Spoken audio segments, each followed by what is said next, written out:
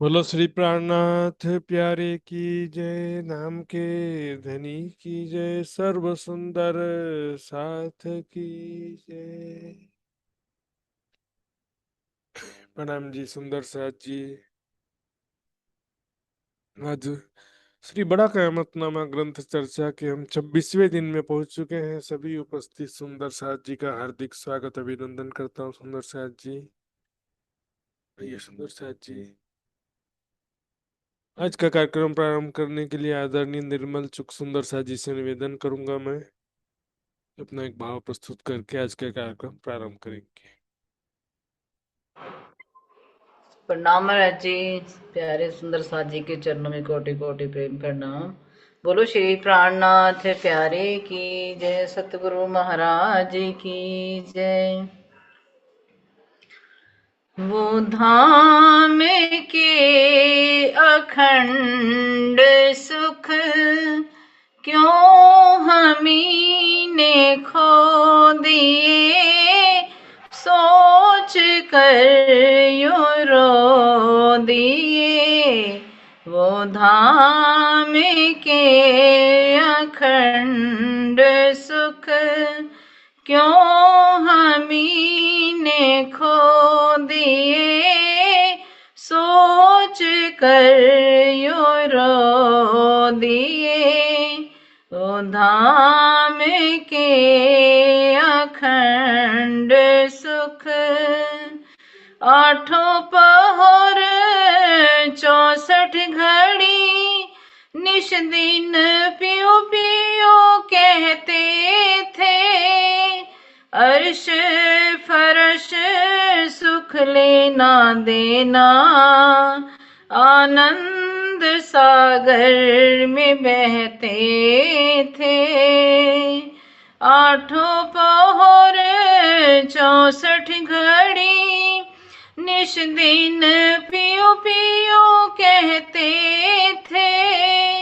अर्श फरश सुख लेना देना, आनंद सागर में बहते थे। वो नूरी नजारे कहाँ गए, उनके बिना अब कैसे जिए। वो धाम के अखंड सुख क्यों हमी ने खो दिए, सोच कर यूं रो दिए। वो धाम के अखंड सुख, जागृत बुध लाए धनी, मूल वतन है दिखलाया। जागृत बुध लाए धनी, मूल वतन है दिखलाया।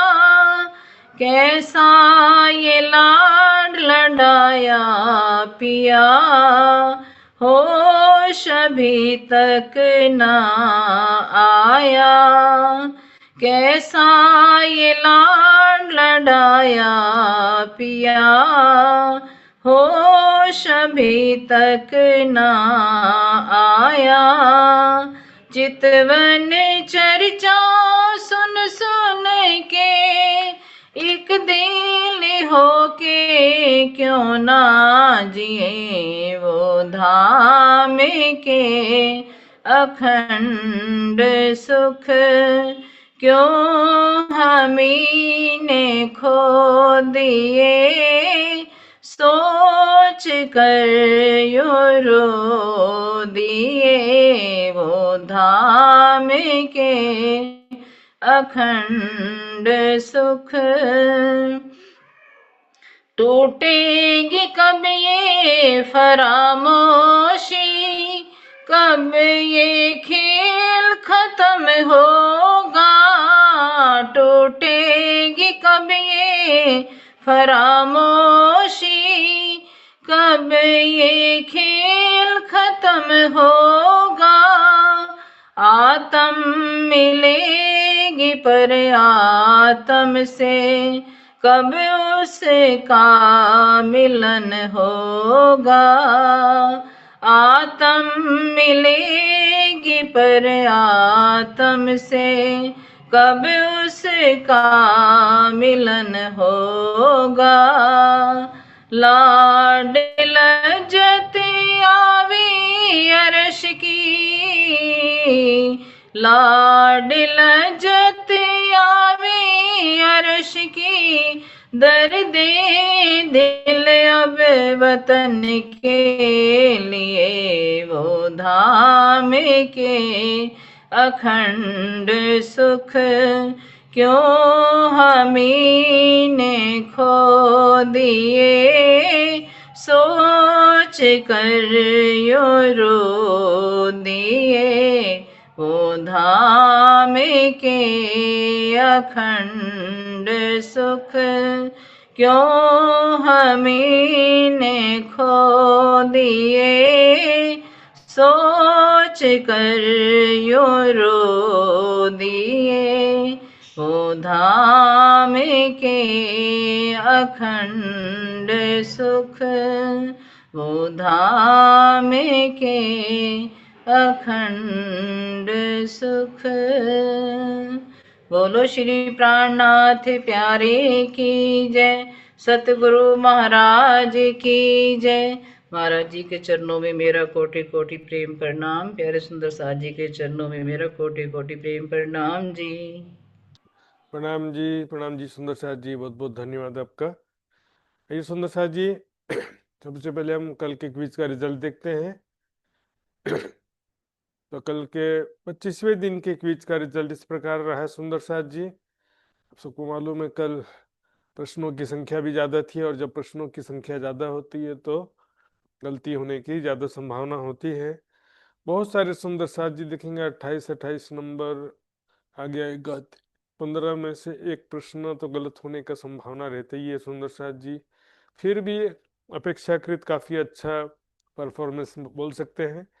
41 में से 21 सुंदर साथ जी ने पूर्ण अंक प्राप्त किए हैं, और 28 और 26 नंबर वाले देखेंगे तो ये संख्या लगभग 35-40 के आसपास पहुंच जाएगी सुंदर साथ जी। तो आइए उनके नाम देखते हैं।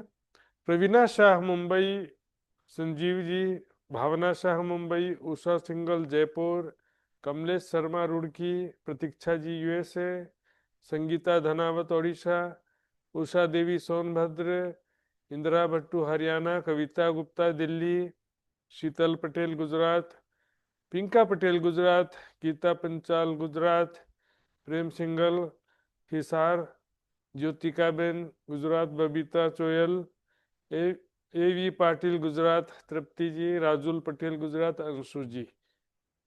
तो आइए सुंदर साथ जी अब राज जी के नाम लिख के आज का क्लास प्रारंभ करेंगे। वंदो सतगुरु चरण को, करो सप्रेम प्रणाम। अशुभ हरन मंगल करन, धनी श्रीदेव चंद्र जी नाम। श्री प्राणनाथ निज मूलपति, श्री महराज सुनाम। तेज कुंवरी श्यामा युगल को, पल पल करो प्रणाम, पल पल करो प्रणाम। याफिस आया तुर्कस्तान, तो न सकिया कोई पहचान।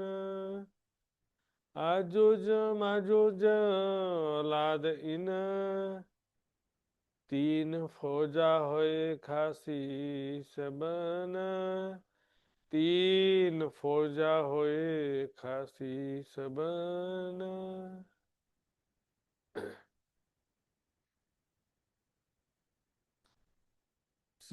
तीसरे सिपारे लिखे ए बोल,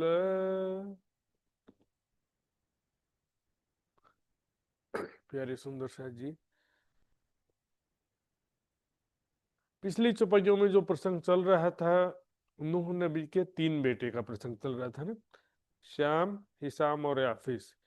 तो जो श्याम था, तूफान के पहले ब्रजमंडल के कृष्ण थे, तूफान के बाद अरब के चांद मोहम्मद साहब हो गए थे।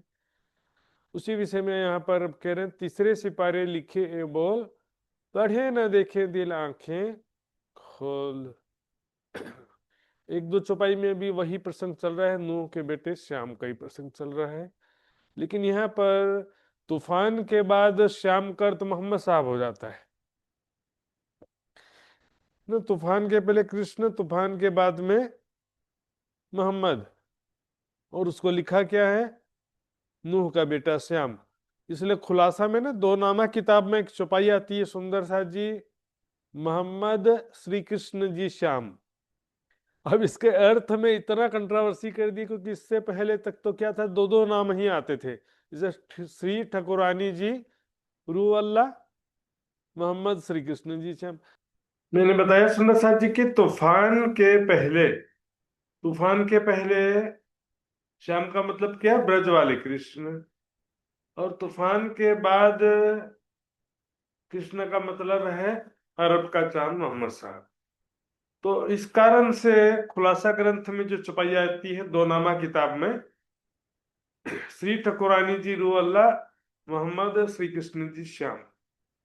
लेकिन उसका भाव क्या है, क्योंकि तीन चीजें ना, कोई बोलेगा मोहम्मद को श्री कृष्ण जी कहा, कोई बोलेगा श्री कृष्ण जी को श्याम कहा, कोई बोलेगा मोहम्मद कृष्ण को श्याम का। उसमें क्या तीन नाम क्यों लिखा, इससे पहले हर चौपाई में दो दो नाम थे, जैसे श्री ठकुरानी जी को रू अल्लाह लिखा है, लेकिन मोहम्मद को कृष्ण कहा कि श्याम कहा, तीन चीजें हो गई ना। तो इसमें सुंदर सा जी क्या है कि जो तीनों चीज क्यों आ गया, तो श्याम शब्द है नूह नबी के पुत्र का नाम। लेकिन उसका बातनी अर्थ में क्या होता है कि तूफान के पहले कृष्ण होता बातनी अर्थ में, और तूफान के बाद भी बातनी अर्थ में मोहम्मद होता, उसमें ऐसा मोहम्मद साहब ऐसा लिखा नहीं है। तो उसमें क्या है कि बातनी अर्थ में ऐसा हो जाता है। तो सुंदर शाह जी यहाँ पर भी वही प्रसंग चल रहा है, थोड़ा सा देखेंगे। नूह का बेटा बुजरक श्याम, जो तीन बेटे उसमें से जो श्याम नाम का बेटा है वो सबसे श्रेष्ठ है, जाको दोनों जहान में रोशन नाम। इसकी सबसे ज्यादा महिमा है, क्योंकि तूफान के पहले ब्रज के कृष्ण के रूप में महिमा है, और तूफान के बाद अरब के चांद मोहम्मद साहब के रूप में महिमा।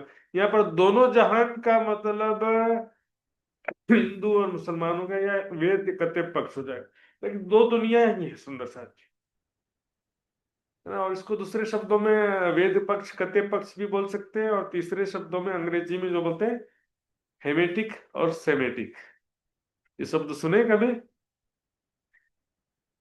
पूरे संसार को दो भागों में बांटते हैं, सेमेटिक और हेमेटिक परंपरा, इसी से बना हुआ है, इसी सेम सुने। ये दो परंपरा क्यों है, देखिए हिंदू ग्रंथों में देखेंगे, वेद में जिस तरह के शब्द जिन देवताओं के नाम या जिन परमात्मा के लिए जो शब्द प्रयोग किया है, वो वेद में भी मिलेगा, शास्त्रों में मिलेगा, दर्शन में मिलेगा, उपनिषद में मिलेगा, गीता भागवत में, सब जगह में वही शब्द मिलेंगे बार बार। लेकिन कुरान में जो नाम और शब्द है वो एक भी नहीं मिलेगा। इब्राहिम पैगंबर, ईसा रूह अल्लाह, नूह नबी, आदम पैगंबर, ऐसा कोई भी शब्द नहीं मिलेगा। दूसरा, कते परंपरा में जो भी ग्रंथ हैं, चाहे जम्बूर हो, तौरेत हो, ओल्ड टेस्टामेंट बाइबल है, चाहे कुरान है, इसमें जो शब्द कॉमन है सब जगह, है ना। आदम की बात चारों ग्रंथों में मिलेगी, आदम पैगंबर की बात हो, नूह नबी की बात हो, इब्राहिम पैगंबर की बात हो, तो इसमें क्या है कि काफी शब्द ये परंपरा है। लेकिन हिंदू ग्रंथों का कोई शब्द या किसी भी देवता का या किसी महापुरुष का नाम नहीं मिलेगा। पौराणिक परंपरा में, हिंदू परंपरा में जो भी महापुरुष है, पैगंबर हैं या महर्षि हैं, योगी हैं, तपस्वी हैं, देवता हैं, किसी का भी नाम उनके ग्रंथों में नहीं मिलेगा।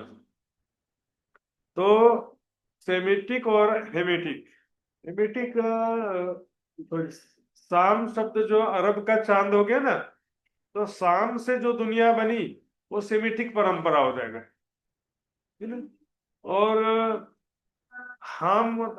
हेमेटिक मतलब हिसाम से जो बनी, हाम मेरे हिसाम। हिसाम जो कहाँ पर आए थे? हिंदुओं में आए थे। संग, गीता, भागवत ज्ञान, कल मैंने छुपाई भी लिखा था नोट्स में। तो हिंदुओं में कृष्ण के रूप में आए वो, तूफान के बाद। तो उनको मानने वाले जो क्या हो गए, हेमेटिक हो गए। और मोहम्मद साहब को मानने वाले सेमेटिक हो गए। ये दो परंपरा होता है सुंदर साथ जी। तो दोनों जहान में रोशन नाम ये, क्योंकि बुजरक श्याम एक ही स्वरूप है ये। ब्रज लीला में भी उनका नाम हुआ, अरब की लीला में भी उनका नाम हुआ। क्यों? कि दोनों ही परब्रह्म के स्वरूप हैं। देखिए समझो जी, ये चौपाई खुलासा में है ये श्याम स्वरूप ब्रह्म का खेले रास जो लीला कर।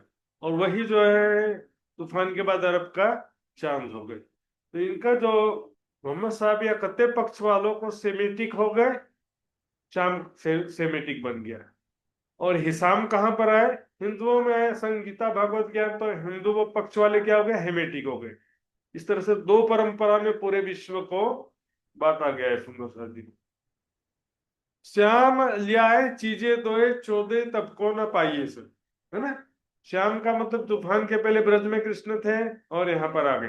तो भैया आत्मा तो दृष्टा होती, लीला करने वाला तो राज्य का आवेश है, समझो, है ना। ब्रज लीला में जिसने गोपियों का प्रेम का सुख प्रदान किया, तो श्री कृष्ण जी ये ब्रजरास में पूरे ब्रह्म सृष्टि मन काम। तो किसने इच्छा पूरा किया, किसने परमात्मा को सुख प्रदान किया? राज्य के आवेश ने किया। तो सोई स्वरूप ले आया फरमान, तब रसूल कहलाए श्याम। इन्हीं को छुपाइया सुंदर साहब जी। तो अरब में जब आए तो दो चीज लाया उन्होंने। अरब में मोहम्मद साहब के रूप में आए जब, एक देवे अल्लाह की गवाही, दूजी करे बयान हुक्म चलाए। दो चीजें लाए थे वो। अल्लाह की गवाही मतलब अल्लाह के विषय में, परमात्मा के विषय में वो साक्षी दिया, उन्होंने प्रमाण दिया।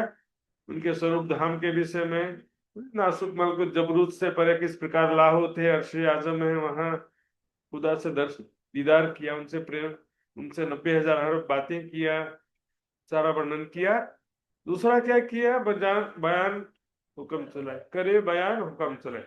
हुक्म किसका चलाया? परमात्मा का हुक्म। कि खुदा का हुक्म है एक, परमात्मा की इबादत करना है। और तब तक के जो राज्य ने कहा था ना मोहम्मद साहब को कि शरीयत और तरीकत का ज्ञान देना, बस शरीयत और तरीकत का ज्ञान देना उनको।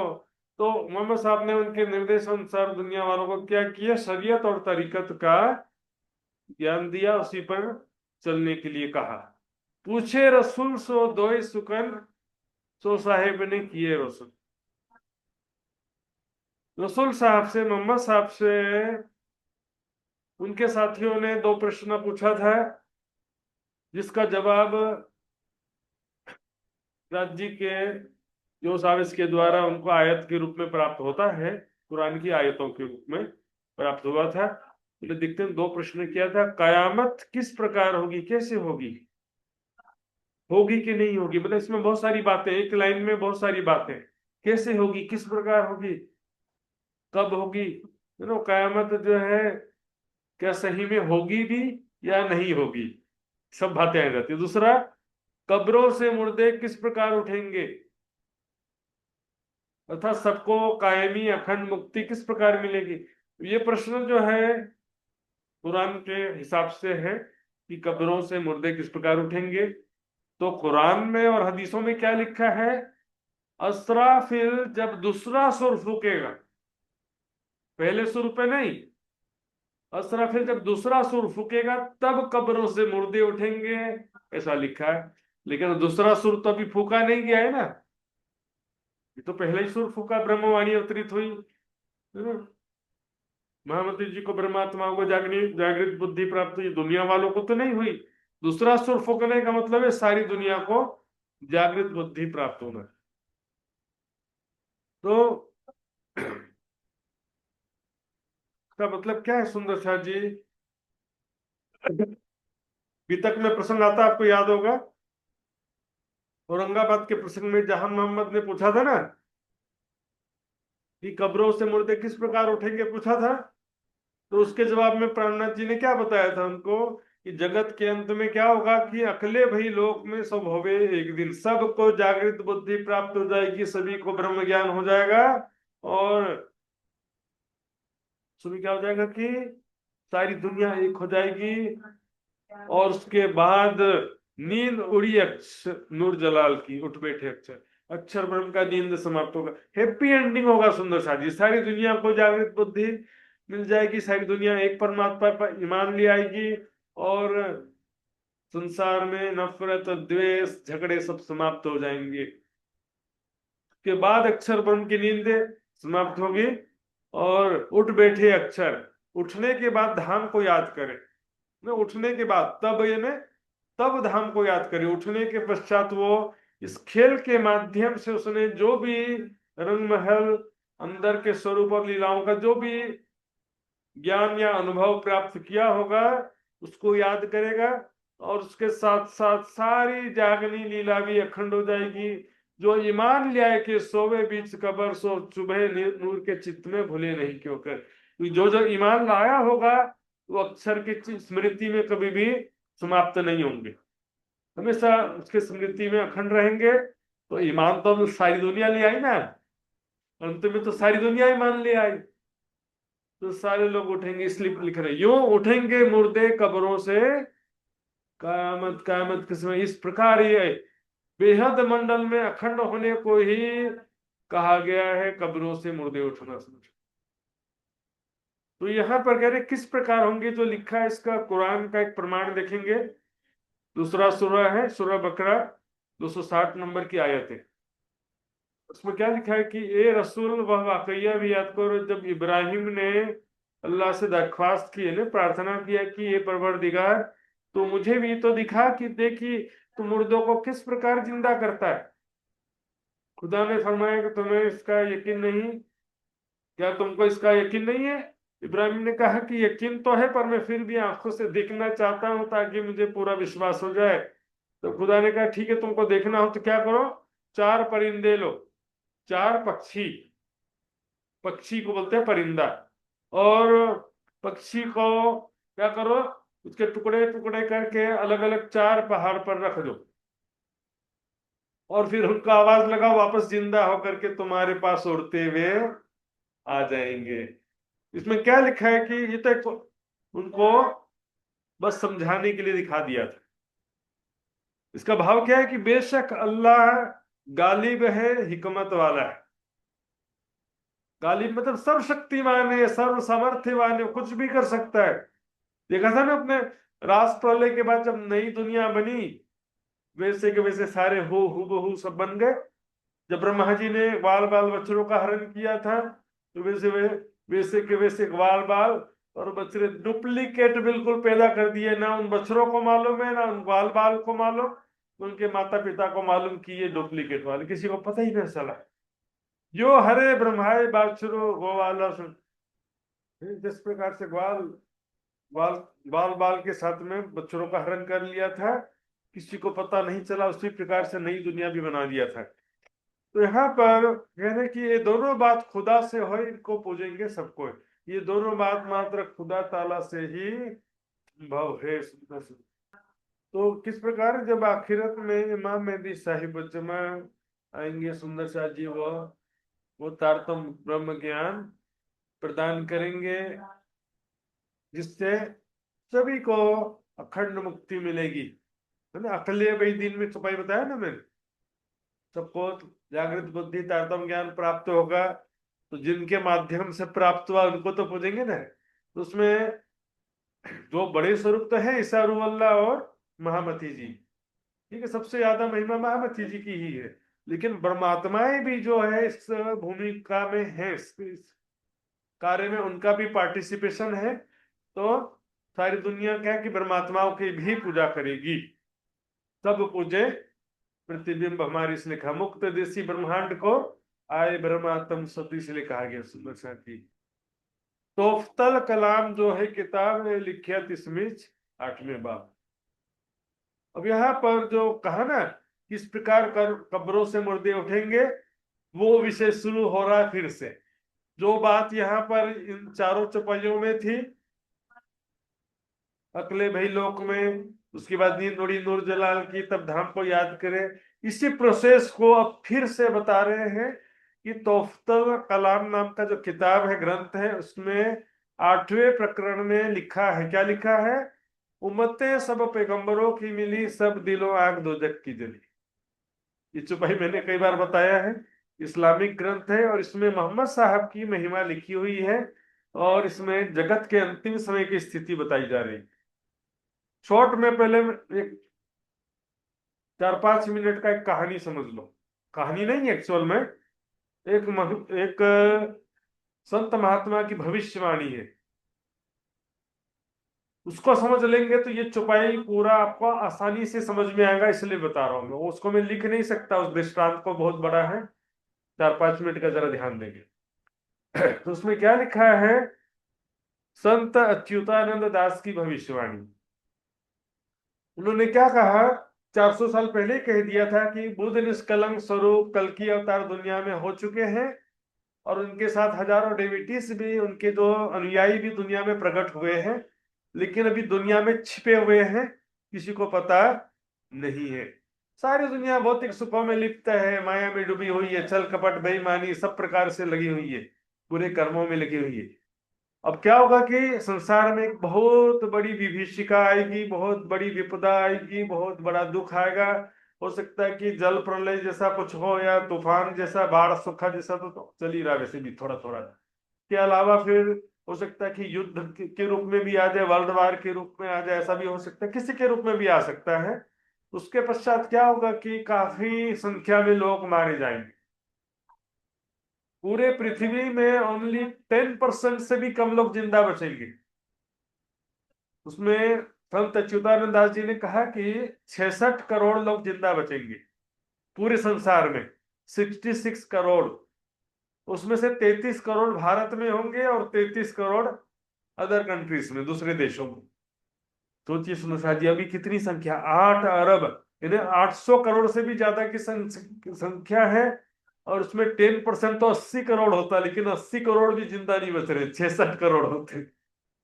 तो उसमें क्या कहा, 33 करोड़ भारत में जिंदा बचेंगे। तो ये भारत के लिए फिर भी कम से कम 25% तो रहा, अच्छा रिजल्ट बोल सकते हैं दूसरे देशों की तुलना। फिर ऐसा मैंने पहली बार नहीं सुना, एक और जो है भविष्यवाणी पहले भी मैंने सुना था कि काफी लोग मारे जाएंगे। लेकिन इसके बाद क्या होगा कि जो जिंदा बचे हैं लोग, उनके अंदर धार्मिकता का उदय होगा, सत्य की खोज की भावना होगी और वो सत्य की खोज में लगेंगे। अपने अपने गुरुजनों के पास जाएंगे, अपने अपने इष्टों के पुकार लगाएंगे कि हमारे दुखों से बचा दो, लेकिन कोई भी उसको ब्रह्म ज्ञान देने में समर्थ नहीं होगा एक तो, और मुक्ति या दुखों से दूर करने में भी समर्थ नहीं होगा। लेकिन उसमें एक चीज होगा कि राज्य के हुक्म से सभी गुरुजन सत्य बोलने लगेंगे। अभी क्या बोलेंगे? नहीं, हम ही सच्चे बाकी सारे झूठे। ब्रह्म ज्ञान नहीं है तो भी ब्रह्म ज्ञानी होने का दावा करेंगे अभी। लेकिन उस समय क्या होगा कि कोई भी झूठा दावा कर ही नहीं सके, राज्य का हुक्म ऐसा हो जाएगा, अपने मुख से स्वीकार कर लेंगे कि भी हमें ब्रह्म ज्ञान नहीं है, हम आपको मुक्ति दिला सकते नहीं है। और मायावी दुखों से विपदा जो है, ऐसा हाहाकार मचेगा सुंदर सा जी संसार में। अभी सारा प्रमाण में रखने वाला हूँ आपके सामने सुंदर सा जी, आज बहुत ज्यादा चुपाई नहीं होगा, और 7 का 7:15 बज जाएगा तो भी कोई बात नहीं, लेकिन 5-6 चुपाइयां हैं, ये तो लेना ही पड़ेगा क्रम से। तो सुंदर साहब जी, क्या होगा कि सभी के अंदर सत्य की खोज की भावना होगी और उनके गुरुजन भी बोल देंगे कि भाई प्राणनाथ जी के शरण में जाओ, वही तुमको बचा सकते हैं।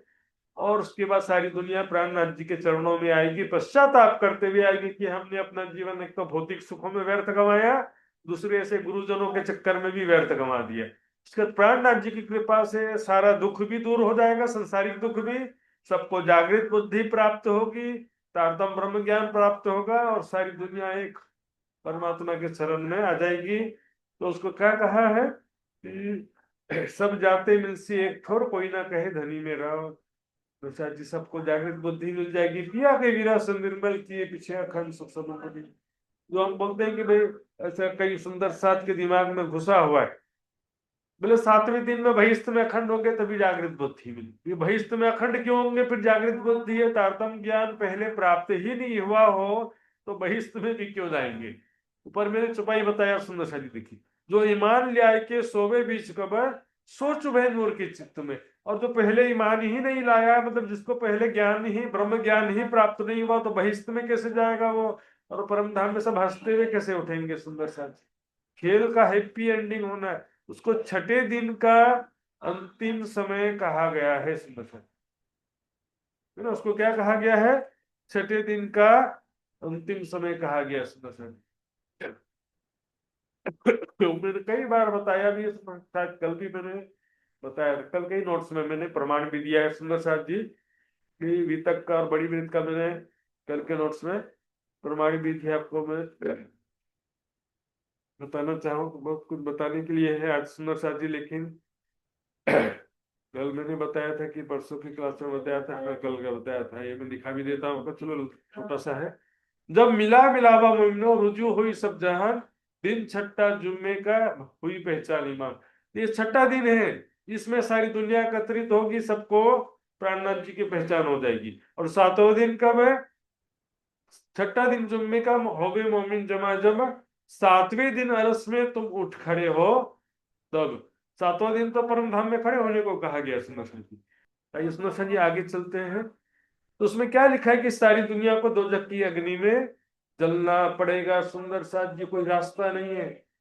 अभी भी देखा था ना, कोरोना काल में सब धार्मिक बन गए थे, दान पुण्य करने लगे, मंदिर में पूजा पाठ सत्संग करने लगे, लेकिन जैसे कोरोना समाप्त हुआ है सब माया में वापस डूब गए, दिखावे की भक्ति में लग जाते। सुंदर साथ,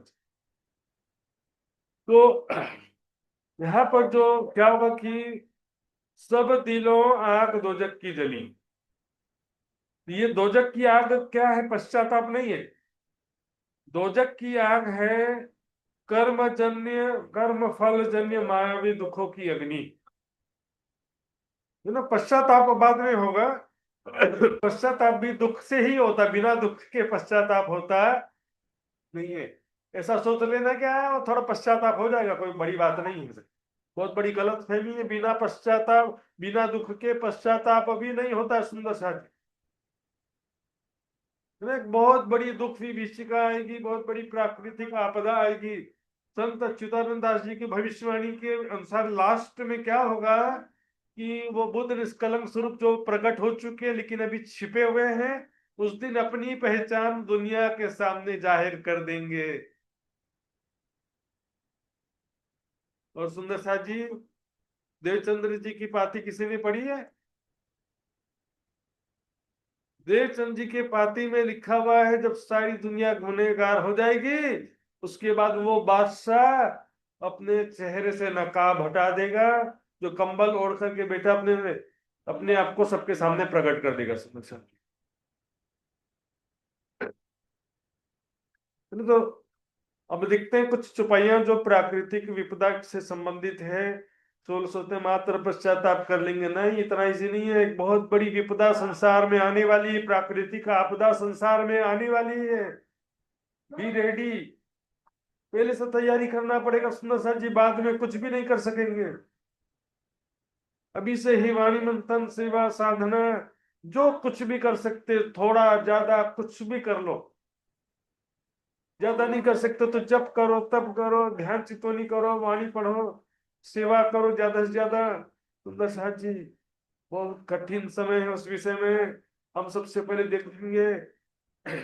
युद्ध है कि महामारी, ये कहीं स्पष्ट बताया भी है कुछ जगह में, लेकिन वाणी की चौपाई में क्या लिखा सबसे पहले देखते हैं, फिर बाइबल में क्या लिखा वो भी देखेंगे, और कुरान में क्या लिखा है वो भी देखेंगे। सुंदर सा वाणी में क्या लिखा देखिए। अब जो सुनो खास मत, खड़े रहो दोजख एक बखत। यानी कि दोजख यानी कर्म फल जन्य दुख विभीषिका की जब अग्नि प्रज्वलित हो जाएगी, मतलब संसार में एक बहुत बड़ी आपदा जब आएगी, तो उस समय क्या करना है? खड़े रहो, एकांत में रहना है आपको। जिन भागो गोसे रहो खड़े, एकांत में बस राज्य को याद करते रहना। भाग कर कहाँ जाओगे ऐसे समय में? जिन भागो, भाग कहाँ भागोगे? जैसे कोई बहुत बड़ी विपदा आती है ना तो लोग जान बचा के भागते हैं। जैसे ईरान में युद्ध होगा तो ईरान के लोग भाग के दूसरे देश जाएंगे। गाजा में युद्ध हुआ तो गाजा के लोग भाग के दूसरे देश गए। यूक्रेन में युद्ध हुआ तो यूक्रेन के लोग भाग करके दूसरे देश में गए। लेकिन वर्ल्ड वार शुरू हो जाएगा तो भाग के कहाँ जाएंगे? सारी जगह युद्ध ही युद्ध, तो भाग के भी कहाँ जाएंगे? करके भागो मत, एकांत में खड़े रहना। देखो दो चक्कियों खजाने बड़े पापियों के, पाप का खजाना बहुत ज्यादा बढ़ गया था, है ना। गुजरे हैं हद से काफर, दूर दराज जानी थी काफर आखिर। सुंदर साथ जी, इस कारण से, क्योंकि बहुत हद से ज्यादा पाप बढ़ गया दुनिया में। आज देख रहे हो आप, किसी के ऊपर दया भी करना मुश्किल है, और दया करो तो वो भी धोखा दे दे। ऐसा आदमी संसार की स्थिति है। बेटा तो क्या, भाई तो क्या, कोई ईमानदारी दिखाई देता नहीं। छल कपट बेईमानी स्वार्थ में माता पिता को धोखा दे देना तो वो भी एक आम बात हो गया, वो छोटी सी बात हो गई है सुंदर साची। और संसार में इतनी सारी बुराइयां हैं। ये कलयुग के अंतिम समय का लक्षण है। बिस्तर जवान मोबिन निगेवान, दोजक खजाना पहुंचे कुफरान। दोजक का खजाना काफिरों के ऊपर पहुंचेगा सुंदर साहब जी। तहा ताई बखत पहुंचे सबन, पे दर पे जले अगी। यानी कि तहा ताई, उस समय तक उनके ऊपर दुख की अग्नि बरसती रहेगी। पे दर पे, पे दर पे मतलब पुनः पुनः दुख आते ही रहेंगे जब तक उनको वो सुधरेंगे नहीं। थोड़ा बहुत दुख से भी सुधरता कहाँ, हमारा ही जीव नहीं सुधरे थोड़ा बहुत दुख से तो। दुख वाले प्रकरण में आता ना, रात दिन दुख लीजिए दुख बिना जागनी ना हो, चुपाई आता कि नहीं आता है? तो दुनिया कहाँ से सुधर जाएगी? लंबे समय तक दुख आएगा सुंदर साथ जी। अब देखते हैं बाइबल में क्या लिखा है इससे, ध्यान से सुंदर साथ जी। बाइबल में ये वर्सेस लिखा हुआ है, आप नोट्स में देख लेना। तुम लड़ाइयों और लड़ाइयों की चर्चा सुनोगे, देखो घबरा ना जाना, इनका होना अवश्य है, किंतु उस समय जगत का अंत ना हो। चारों तरफ लड़ाई झगड़े, युद्ध ही युद्ध का वातावरण देख रहे हैं ना। पूरे विश्व में कई क्षेत्रों में युद्ध चालू है। कह रहे वो तो केवल शुरुआत है, ट्रेलर है। क्योंकि जाति जाति पर, राज्य राज्य पर चढ़ाई करेंगे। देखो झगड़े का मुख्य कारण है धर्म आज के समय में। ईरान की इजराइल से दुश्मनी क्यों है? कि वो यहूदी है और ये मुसलमान है। झगड़े का कोई दूसरा कारण नहीं है। भारत पाकिस्तान के झगड़े का भी एक मुख्य कारण है धर्म है। ये हिंदू है, वो मुसलमान है। जाति जाति पर, राज्य राज्य पे चढ़ाई करेगा। जगह जगह अकाल एवं सूखे पड़ेंगे, भूईडल भूकंप होंगे, और ये सब बातें पीड़ाओं का प्रारंभ होंगी। एंड तो बहुत, सोचो कितना होगा फिर।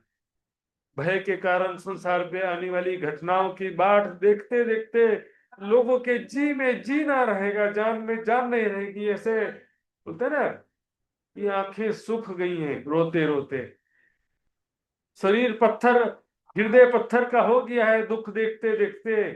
ऐसी हालत हो जाएगी। आकाश की शक्तियां हिलाई जाएगी, देवी देवता भी कुछ ना कर सकेंगे सुंदर साथ जी उस समय में। उस समय ऐसा भारी क्लेश होगा जैसा जगत के आरंभ से न अब तक हुआ है न कभी होगा। ऐसा भारी विपदा आने वाली है सुंदर साथ जी।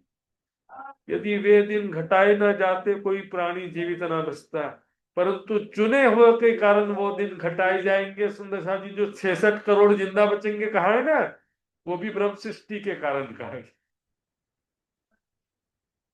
एक प्राणी जीवित ना बचता सुंदर साथ जी। ब्रह्म सृष्टि के कारण कुछ कम कर दिया, लेकिन ये भी कम नहीं है। जितना हुआ वो भी कम नहीं है सुंदर साथ जी, जितना होने वाला है। कितने लोग मंदिर के विषय में कह रहे थे कि यह कितना सुंदर है, पत्थरों और भेंट की वस्तुओं से संवारा गया है। ध्यान से सुनेंगे सुंदर साथ जी, क्या होता है ना, बहुत महंगे कीमती कीमती मंदिर बना के बैठे हुए हैं लोग, अपना घर और महल बना के बैठे हुए हैं, बड़ा बड़ा बहुत बड़े बड़े महल बना के रखे हुए, अपना करोड़ों अरबों के घर बना के रखे हुए। कह रहे कि ये जो सब तुम देखते हो ना यहाँ, ऐसा कोई पत्थर ना रहेगा जो ढाया ना जाकर टूटेगा नहीं, चकनाचूर ना हो जाए। मतलब सारे महल मंदिर सब टूट के चकनाचूर हो जाएंगे। देखना तो यूक्रेन में देख लो, ये तो गाजा में जाके देख लो, कुछ भी बचा नहीं वहां पर।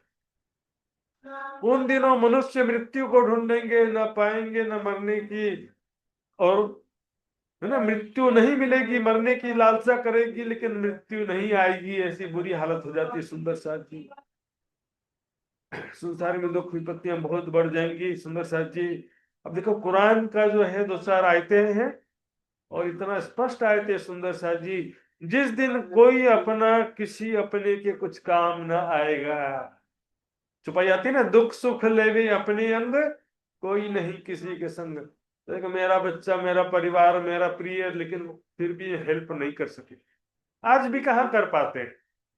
कोई बहुत बड़ी बीमारी हो जाए, दुख विपदा आ जाए, आपका प्रिय व्यक्ति है, पति पत्नी है, बच्चे, किसी को पर भी ऐसा कोई दुख आता है तो हम कितना भी जोर लगा ले लेकिन कुछ सहायता कर पाते नहीं, क्योंकि मनुष्य उससे अल्प सामर्थ्यवान है।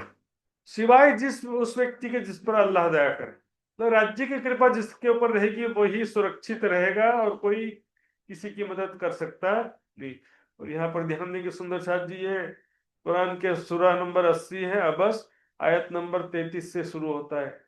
फिर जब वह बहरा कर देने वाली प्रचंड आवाज आएगी, बहरा कर देने प्रचंड आवाज, क्या असराफिल दूसरा सुर फूकेगा, उसको कह रहे हैं। या उस समय में जब संसार में एक बहुत बड़ी विपदा आएगी, जिस दिन आदमी भागेगा अपने भाई से, अपनी माँ से, अपने बाप से, अपनी पत्नी से, अपने बेटों से, सब अपने ही जान बचाने की चिंता रहेगी सुंदर सा। मतलब प्रत्येक व्यक्ति को उस दिन ऐसी पड़ी होगी, वो दूसरों से बेपरवाह कर देगी, मतलब दूसरों की चिंता नहीं है उसे, अपनी ही चिंता लगी, मैं कैसे अपनी जान बचाऊं। दूसरों की तो जान बचा ही नहीं पाएंगे, अपनी जान बचा ले भी बहुत बड़ी बात होगी सुंदर साथी। उस दिन कितने ही चेहरे उस दिन रोशन होंगे, हंसते हुए प्रफुल्लित, और कितने चेहरे उस दिन धूल पड़ी होगी, कलुष छा रहेगी, मतलब स्याह होंगे। तो सुंदर साथ जी कितना कठिन समय आपने देख लिया। जलती सब पैगंबरों पे गई पर ठंडक दारू काहू थे ना। भाई अब ध्यान दीजिए, दुनिया जलते जलते अपने गुरुजनों के पास जाएगी, जलते हुए मतलब इतना ज्यादा दुख विपदा से परेशान होकर के अपने गुरुजनों के पास भी जाएगी और अपने इष्ट, क्योंकि कुरान में दोनों तरह की बात आती है। अपने देवी देवताओं के पास तो जैसे कोरोना काल में जा रहे थे कि नहीं, पूजा करना तेज कर दिया था, तो क्या होगा कि अपने इष्ट जिनकी अब तक पूजा किया उनके पास भी जाएगी, अपने पैगंबरों मतलब गुरुजनों के पास भी जाएगी। लेकिन गुरुजन भी कह देंगे कि भाई हम आपका कोई, हमको वो ब्रह्म, हम आपको वो ब्रह्म ज्ञान प्रदान कर सकते नहीं। दुनिया वाले क्या करेंगे, देखिए पहले गुरुजनों से क्या कहेंगे कि हमने आज तक आपके निर्देशानुसार पूजा पूजा भक्ति किया है, तो आप हमें उन मायावी दुखों से छुड़ाइए। फिर ये दूसरा, अपने इष्टों से कहेंगे कि हमने आपकी माया पूजा की है अब तक, तो कृपया हमें दुख से बचाइए। लेकिन दुख को छुड़ाने के लिए चाहिए क्या, ब्रह्म ज्ञान चाहिए, परमात्मा की कृपा चाहिए। तो गुरुजनों के पास उस समय गुरुजन कह देंगे, हाथ झटक के कहिया यूं कर, हम सब शर्मिंदे पैगंबर। उस समय सत्य बोलने लगेंगे राज्य के हुक्म से कि हम आपका कोई भी हेल्प हेल्प कर सकते नहीं है, क्योंकि देवी देवता भी सब प्रलय के अधीन है ना भाई। ब्रह्मा विष्णु में स्वयं क्यों पूजा कर रहे हैं, पूजा में लगे हुए हैं ना।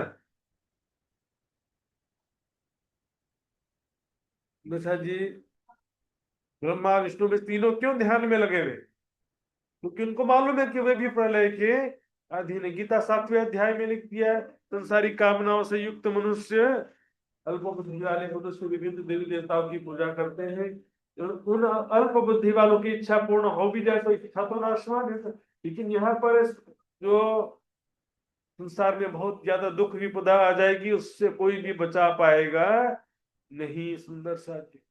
लेकिन एक चीज हो जाएगा, सब गुरुजन एक स्वीकार कर लेंगे राज्य के हुक्म से कि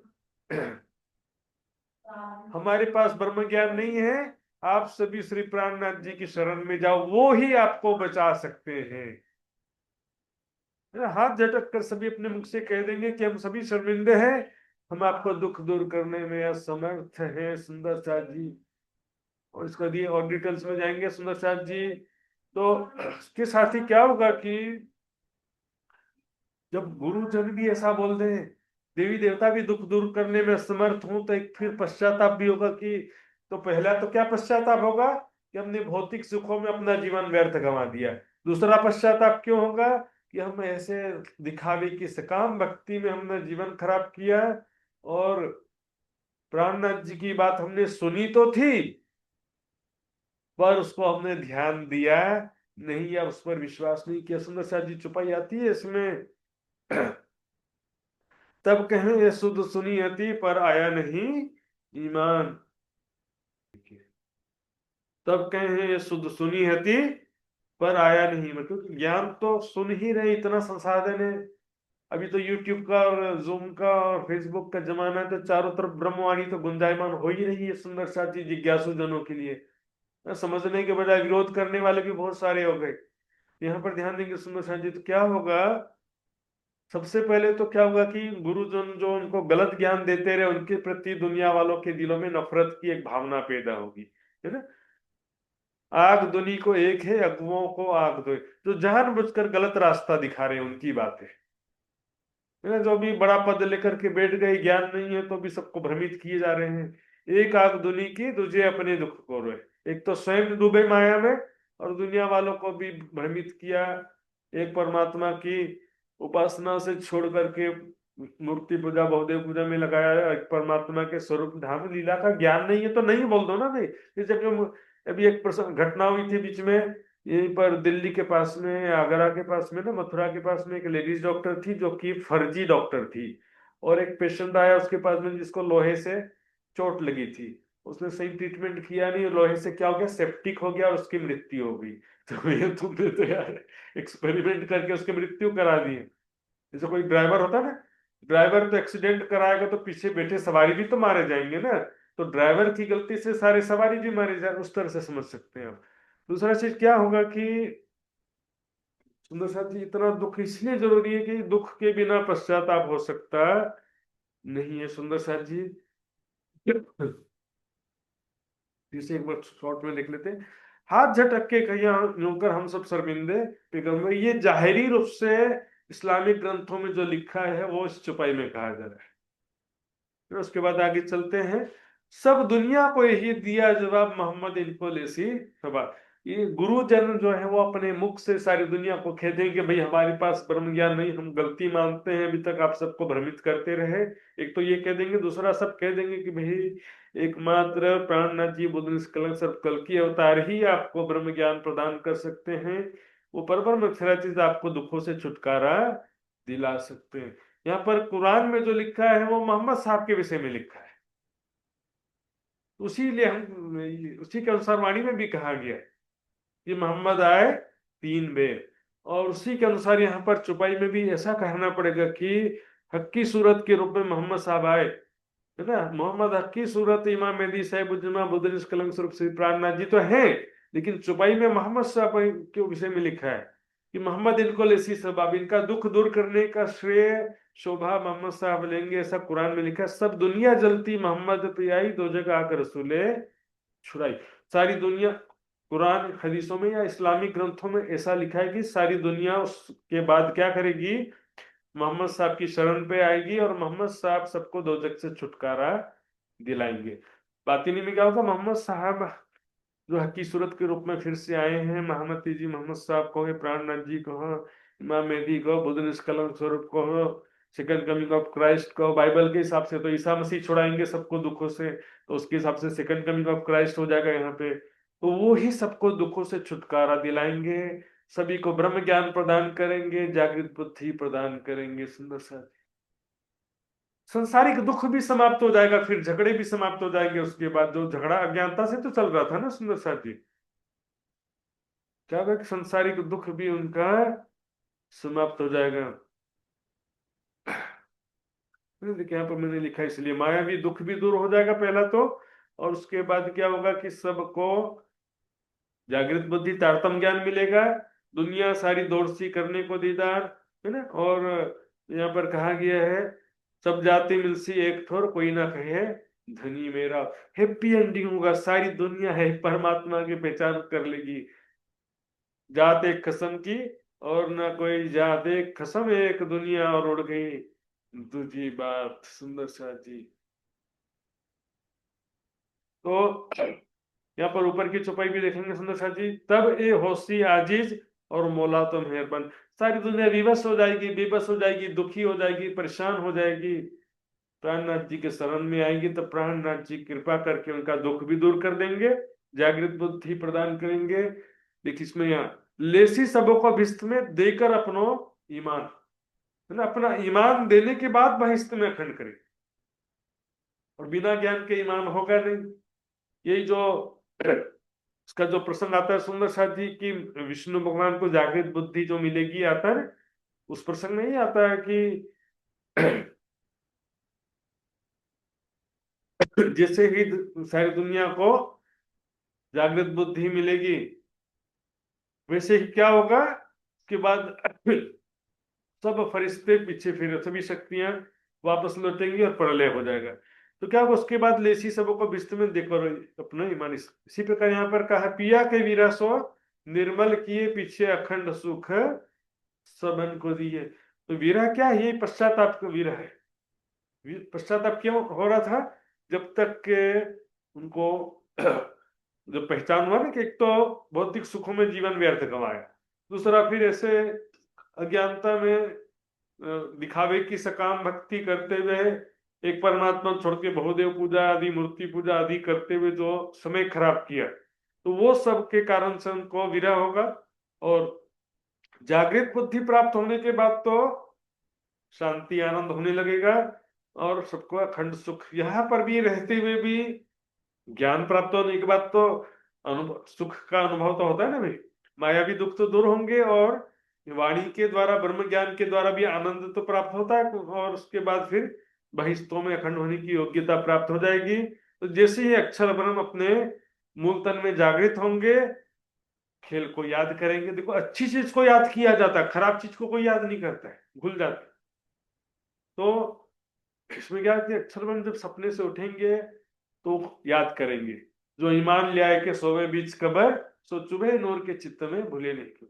तो सबों को सुख मोहम्मद दे दिए, भीस्त में नूर नजर तले लिए। तो सभी को अखंड मुक्ति किस प्रकार प्राप्त होगा, बहिस्त किस प्रकार प्राप्त होंगे, तारतम ब्रह्म ज्ञानी और जागृत बुद्धि के द्वारा होगा। नूर नजर तले लिए, नूर नजर का मतलब क्या है, अक्षर की दृष्टि होता है, लेकिन यहाँ पर अक्षर की हृदय दृष्टि की बात है, बेहद मंडल की, प्रत्यक्ष दृष्टि की बात नहीं है सुंदर साथ जी। तो अक्षर की हृदय दृष्टि में अखंड मुक्ति स्थान जो है वहां पर सबको मिलेगी, लेकिन अलग अलग मिल सकती है। एक्चुअल में लास्ट में जो बचे हैं वो तो 7वीं और 8वीं वाले ही बचेंगे, क्योंकि पहली बहिष्त वाले तो ब्रह्म ज्ञान, ईमान और इश्क वाले तो पहले ही ले आएंगे। इसके पहले, इस पूरी प्रक्रिया के पहले जो है, पहले ही ईमान इश्क आ चुका रहेगा उनका। दूसरा चीज, ईश्वरी सृष्टि में भी जो है उनका जो है ज्ञान और ईमान, वो भी पहले इस विपदा के पहले ही उनका आ चुका रहेगा। इस दुख अग्नि में तो वो जलेगा जिस जो इस दुख के पहले ईमान नहीं लाया होगा, या पहले जिसको ब्रह्म ज्ञान प्राप्त नहीं हुआ होगा, या जो उससे पहले प्राणनाथ जी के शरण में नहीं आया होगा।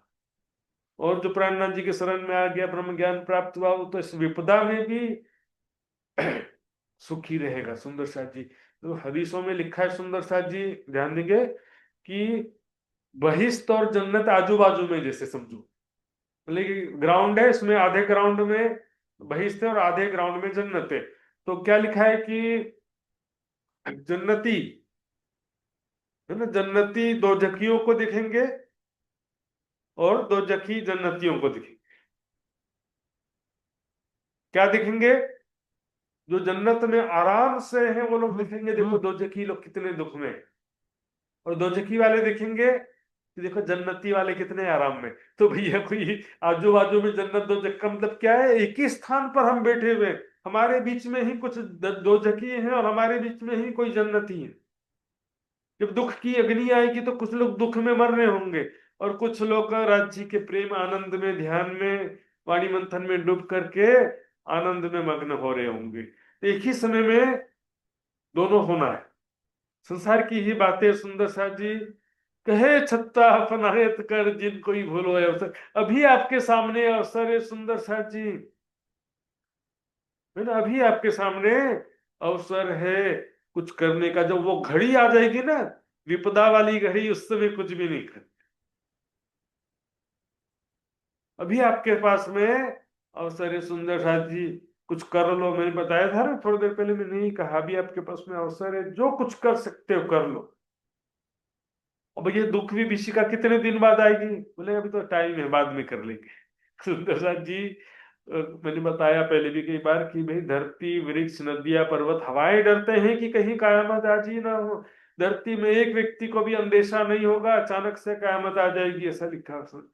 हुई फजर मिट गई बात भूलो बड़ो करसी पछताप। उसके बाद क्या होगा कि फजर हो जाएगा, सारी दुनिया को जागृत बुद्धि प्राप्त हो जाएगी ना, सारी दुनिया को जागृत बुद्धि प्राप्त हो जाएगी। तो क्या होगा, सारे संसार में ब्रह्म ज्ञान का उजाला कहेगा। उस समय कोई किसी से ना कहेगा क्या किया मैं तुझे ज्ञान समझा दूं, क्योंकि उस दिन सारे ही ब्रह्म ज्ञानी हो जाएंगे। इसमें बाइबल में लिखा है, मैं बाद में ऐड कर दूंगा नोट्स में। तो उसमें क्या लिखा है कि उस समय सारे संसार में ब्रह्म ज्ञान का उजाला हो गया, मिट गई वाद, है ना, ज्ञान का मतभेद वाद विवाद धार्मिक झगड़े समाप्त हो जाएंगे।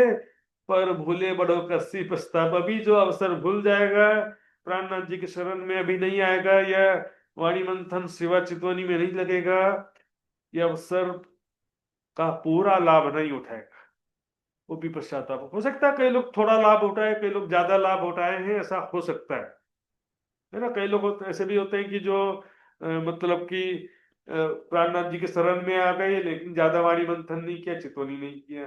कई लोग ऐसे भी होंगे कि प्राणनाथ जी पर देखा देखी श्रद्धा ले आए। कई लोग ऐसे होंगे कि वाणी मंथन किया लेकिन प्रेम में इस लीलाओं का चितवनी ध्यान नहीं किया। सबका लेवल के हिसाब से थोड़ा या ज्यादा पश्चाताप सबको होगा। सुंदर सा जी, ऐसा अवसर ये दोबारा मिलने वाला, दुख समय भी पूरा हो गया, चौपाई दोहराते हैं।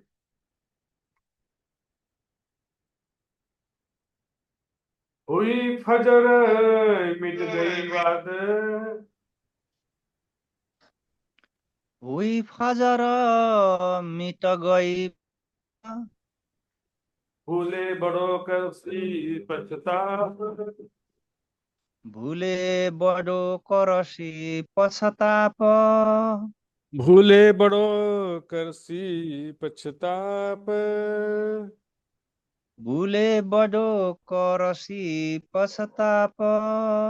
बोलो श्री प्राणनाथ प्यारे की जय, धाम के धनी की जय, सर्व सुंदर साथ की। प्रणाम जी सुंदर साथ जी। प्रणाम जी महाराज जी, प्रणाम जी।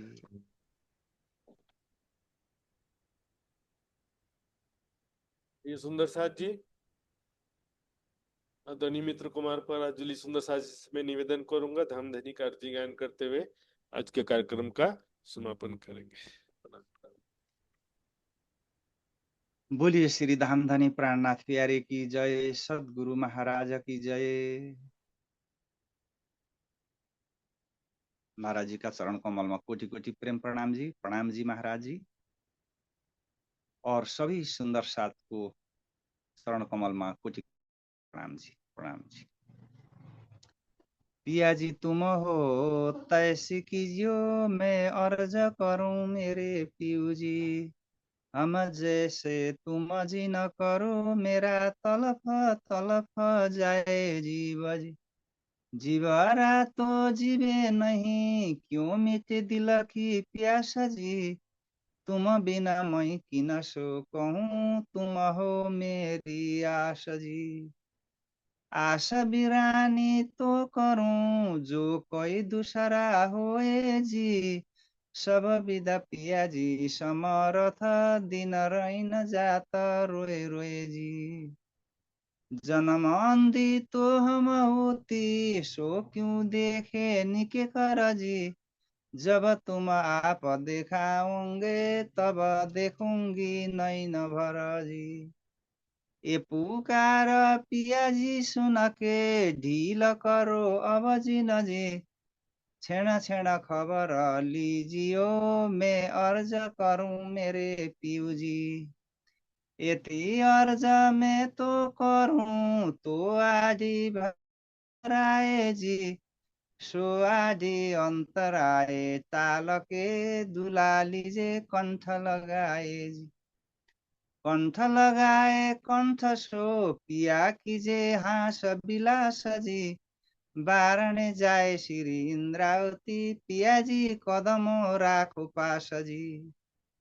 तुम दुल्हा मैं दुल्हन और न जानो बात जी, इश्क सो सेवा करूं सब अंगो साक्षात जी।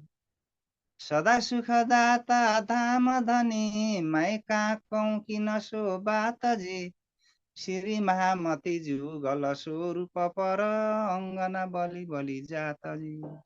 श्री महामती जुगल स्वरूप पर अंगना बलि बलि जात जी। पिया जी तुम हो तैसे कीजियो, मैं अर्ज करूं मेरे पियू जी।